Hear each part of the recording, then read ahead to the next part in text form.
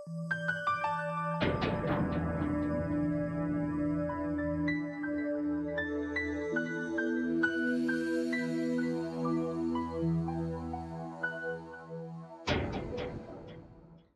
right, ladies and gentlemen, I'm back. This is The Simple Truth. I am Jermaine, your host. And boy, oh boy, oh boy. Mr. Rush Limbaugh has yet again opened his mouth and inserted foot. What do I mean by that?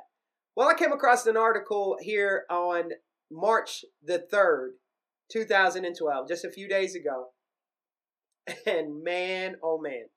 I'm just going to read the article because it is just remarkable and amazing how people feel that because of freedom of speech, they can just say anything that they want to say and that it's just fine.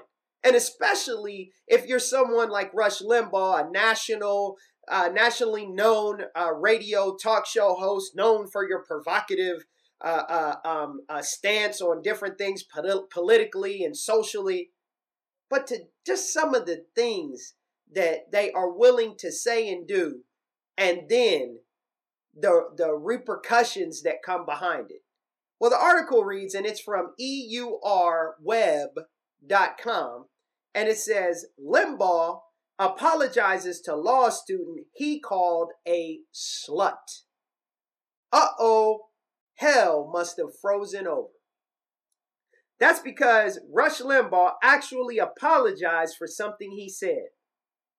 Limbaugh, in hot water for what many deemed to be a downright hateful and misogynistic screed this week, apologized Saturday to Georgetown University law student Sandra Fluke on his website. For over 20 years, I have illustrated the absurd with absurdity. 3 hours a day, 5 days a week, wrote Limbaugh. In this instance, I chose the wrong words in my analogy of the situation. I did not mean a personal attack on Miss Fluke. Sorry, Rush. That's very hard to believe, since you said it. Fluke had appeared at a Democratic event on Capitol Hill at which she advocated for religion-affiliated institutions to cover contraception in healthcare plans. She said female students at Georgetown must pay for contraception out of pocket because the school won't cover it. So the school is supposed to cover you doing things that are sinful in nature? For 3 days, Limbaugh conducted a targeted onslaught against Fluke, calling her a slut, and at one point suggesting Fluke and other recipients of subsidized contraception provide videos of their sexual encounters as a kind of a payback. What? Limbaugh surprisingly found himself the target of condemnation from Georgetown University's president, the National Organization for Women, and Speaker of the House John Boehner, usually one of Limbaugh's lackeys, ditto heads. Even President Obama joined the fray on Friday, placing a call to Fluke to thank her for her efforts. Obama spokesman Jay Carney said Limbaugh's words, reprehensible and inappropriate. His words were reprehensible and inappropriate. In his online apology, Limbaugh went on to write, I think it is absolutely absurd that during these very serious political times, we are discussing personal, sexual, recreational activities before members of Congress. Where do we draw the line?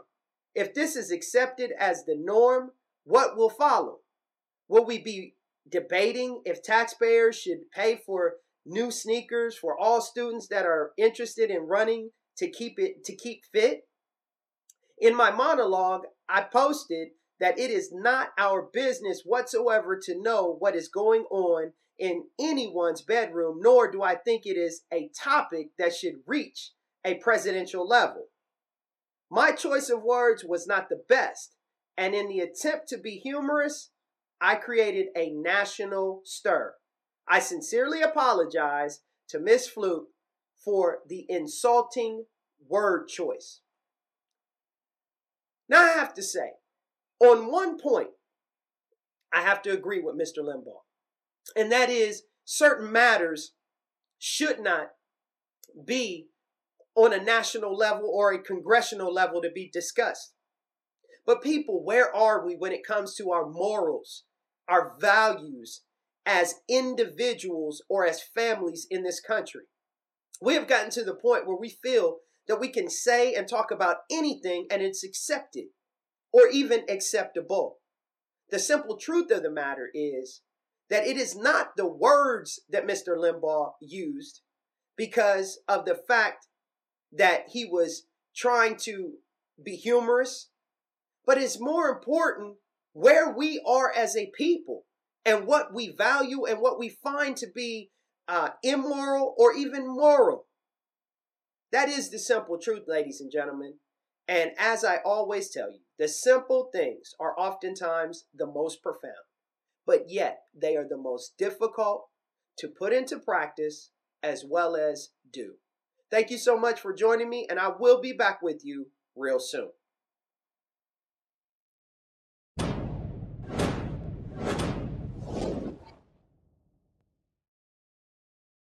Uh-oh, look at him looking.